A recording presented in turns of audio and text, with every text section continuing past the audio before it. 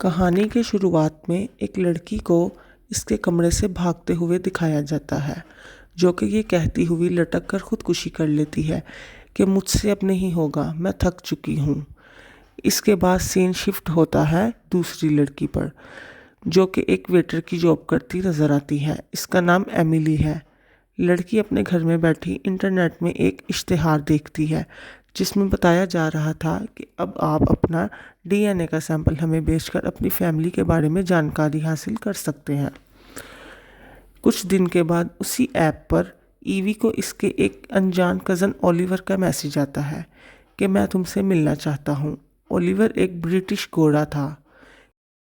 Emily की दोस्त इसे मना करती है कि तुम एक अनजान आदमी से मिलने ना जाओ, पर एमिली उसकी बात सुने बगैर ओलिवर से मिलने के लिए एक रेस्टोरेंट में जाती है और ईवी इससे मिले रेस्टोरेंट में चली जाती है और पूछती है कि न्यूयॉर्क में तुम्हारा आना कैसा हुआ। वो कहता है कि मैं एक बिजनेस मीटिंग के लिए यहाँ आया था और सोचा अपनी कज़न ईवी से भी मिल लूँ। ओलिवर इससे बातचीत करता है और पूछता है कि क्या तुम सिंगल हो। ईवी कहती है हाँ। ईवी से बताती है कि इसके माँ बाप इस दुनिया में नहीं रहे और बाकी ख़ानदान को ये जानती नहीं है। इसको अपने ख़ानदान के बारे में कुछ नहीं पता। ओलिवर इसे इसके ख़ानदान के बारे में बताता है कि मैं तुम्हारे माँ बाप को जानता हूँ। इन्होंने लव मैरिज की थी, जिसकी वजह से इन्हें कोई नहीं मिलता था, लेकिन अब भी तुम्हें सब जानते हैं। ओलिवर इससे कहता है कि हमारे यहाँ एक कज़न की शादी, हमारे कज़न मार्टिन की शादी है कुछ ही हफ्तों में। तुम चाहो तो मेरे साथ चलो, मैं तुम्हें ज़रूर लेके जाना चाहूँगा और तुम्हें सबसे मिलवाना चाहूँगा। इस शादी पर तुम्हारे अंकल तुम्हें देखकर बहुत खुश होंगे। ईवी राज़ी हो जाती है और इंग्लैंड चली जाती है इसके साथ।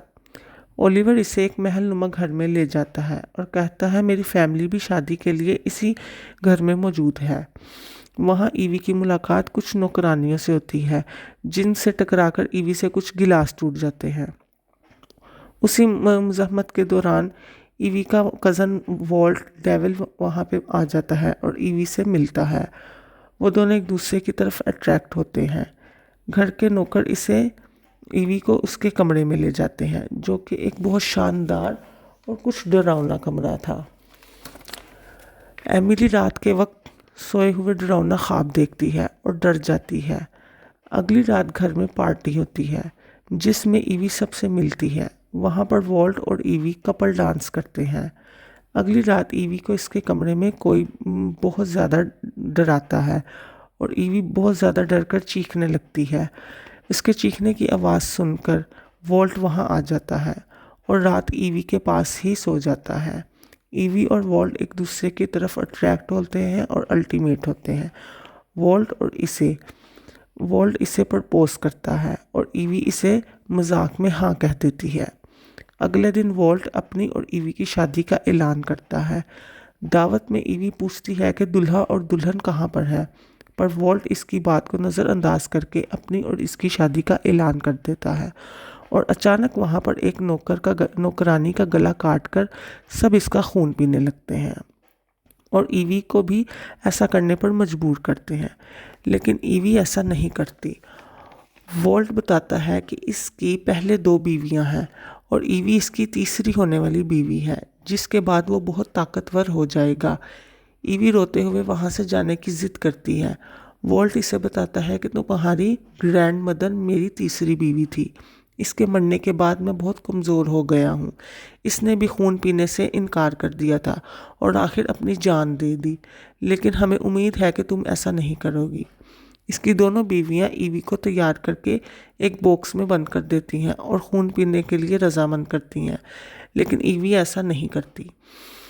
सुबह के वक्त एक इसकी ग्रैंड मदर की पुरानी नौकरानी वहाँ पर आती है और इसकी जान बचाती है और इसे बताती है कि मैं तुम्हारी ग्रैंड मदर की वफादार नौकर हूँ, तुम यहाँ से भाग जाओ। लेकिन इंग्लैंड के तमाम लोग वहाँ पर वॉल्ट डेविल के मशहूर थे और वो सब इलाका उस वॉल्ट का था।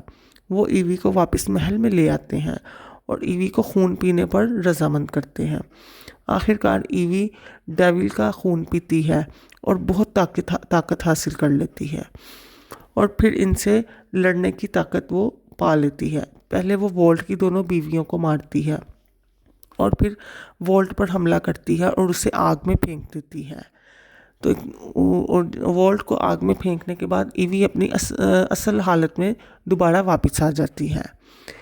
कहानी के एंड पे दिखाते हैं कि ईवी और उसकी दोस्त ओलिवर की खूब धुलाई करती हैं। तो कहानी यहाँ पर इख्तिताम करती है।